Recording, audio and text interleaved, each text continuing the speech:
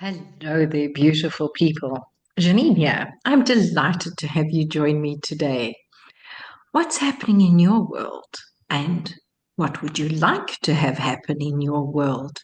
Because when we know what we would like to have happen, or we have a feeling of what we would like to have happen, it is just so much easier to help create it. Somebody said to me, "Well, what do you do, Janine?" And I said, "Well, I feel I offer inspiration to people so that they can have a better idea of where they're going." Yes, that sounds high and fancy and faluting. It comes down to helping people own who they are and seeing who they can become because they already are that. They're just working towards it. What? We be something and then we work into becoming it. And this is one of the reasons I really, really enjoy Ogmandino's book, The Greatest Salesman in the World. And you can exchange salesman for coach, for lawyer, for dustbin man, for parent, for whatever you choose to work with and to be. In fact, sometimes I would just say a better person. I can be the greatest person in the world if I was having a bit of a rough week or doubting who I am. The reason for this podcast came because I sat with a wonderful lady who's really phenomenal at what she does, and yet she was still doubting that she had offered the best service possible. And as I shared with her, you did the best you could in that moment in time. And when I look at the photos, it was amazing. It really, really was. And yet there was still that little niggle, that little doubt that, well, could I have done better? I'm certain we can always do better. And in that moment in time, we were doing the best we can.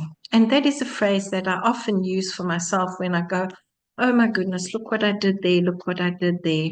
And I go, I was doing the best I could at that time. Help me to be my best in the next moment in time. And we work with it. So today I would like to share an extract from the scroll marked 4.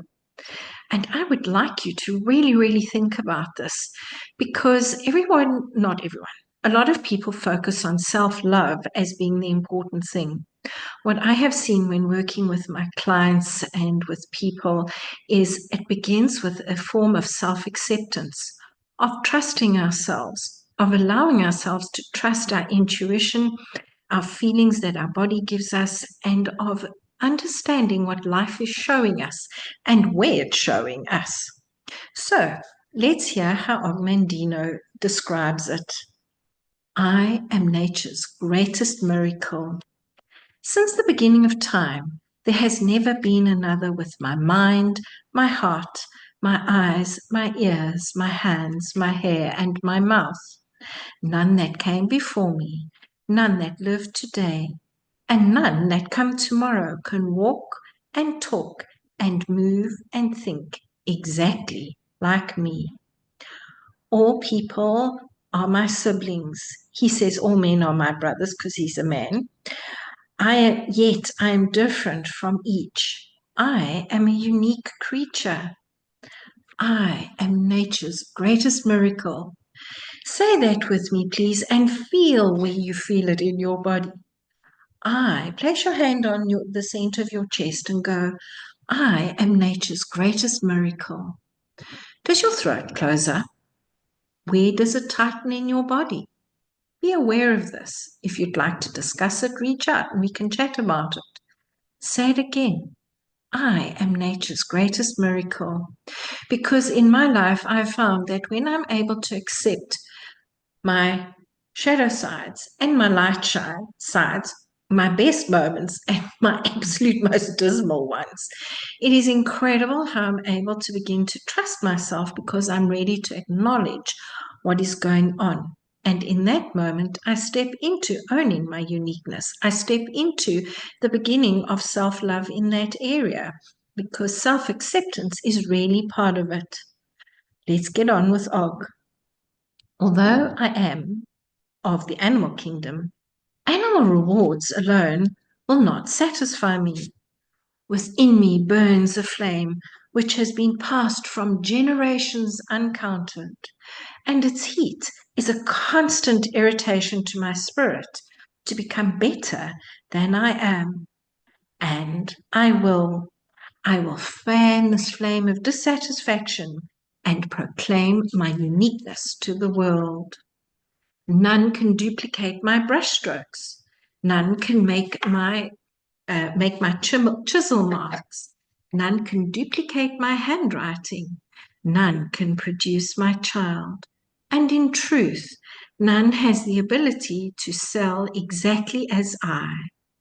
Henceforth, I will capitalize on this difference, for it is an asset to be promoted to the fullest.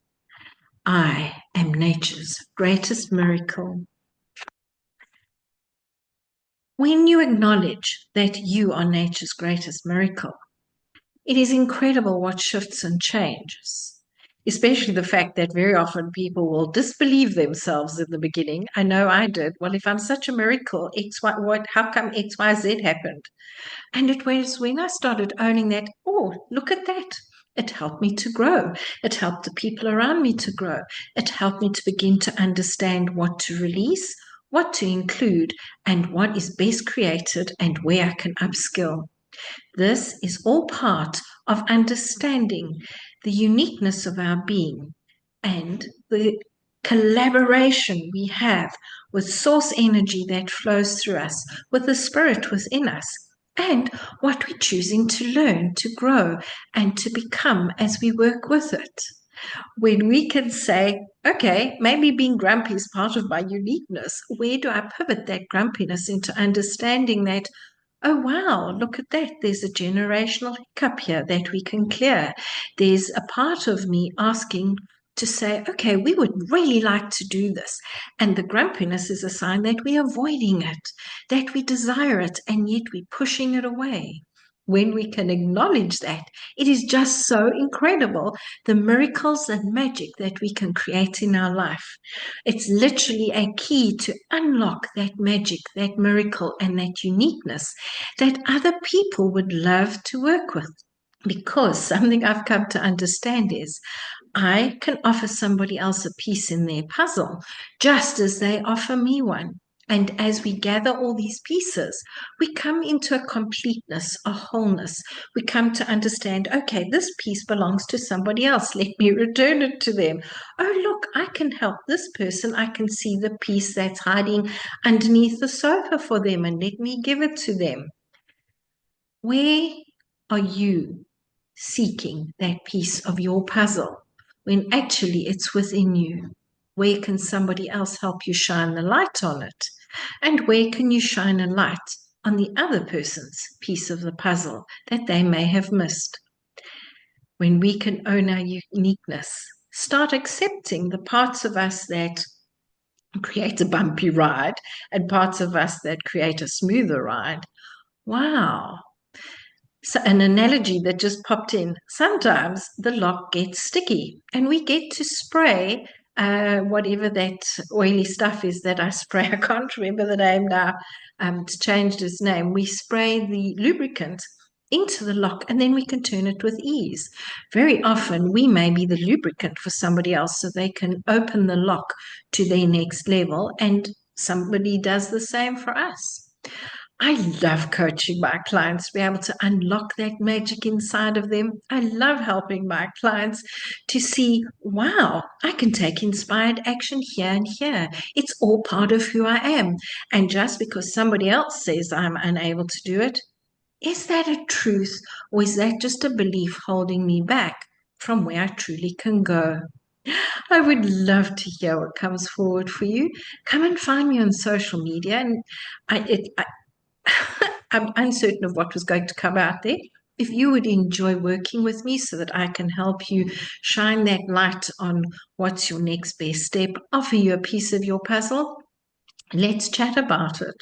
Something else I was pondering on today is how, as a sounding board for others, I help people to see what life is reflecting to them, where those puzzle pieces are, and what they can unlock next. And I went, okay, so if I can do that for others, where do I do that for myself? Goodness, I got a very long voice note to myself because I was walking as it was coming forward. And it was just absolutely wonderful to come home and jot it down and put ideas forward. Where can you do this in your life so that you can see what's obvious to others that you may have been missing? Have a beautiful and incredible day. Cheerio for now. Bye-bye.